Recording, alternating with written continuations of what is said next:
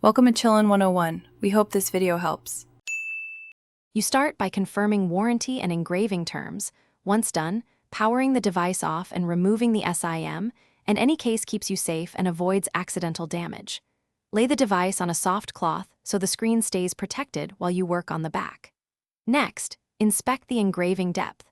Shallow surface marks can often be reduced, while deep laser engraving may require professional replacement. Gather 400 through 2,000 grit sandpapers, a microfiber cloth, and a quality metal polish before proceeding. With protection and tools ready, start gentle sanding. Use 400-600 grit only if necessary for deeper engraving, and always sand lightly following the original brushed grain.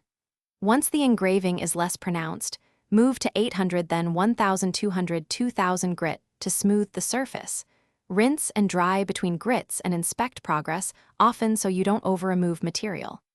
After sanding, apply a small amount of metal polish or jeweler's compound and buff with a microfiber cloth in circular motions until the finish blends and reflections become even.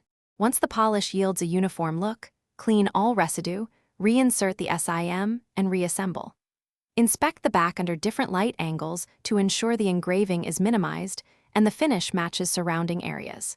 If you see discoloration or uneven texture, stop and consult a professional refinisher or authorized service. Bead blasting or reanodizing may be needed for coated surfaces. If deep engraving remains, replacing the back housing is the least risky fix. Troubleshooting tip: if scratches worsen, cease sanding and seek pro repair immediately. Thanks for watching.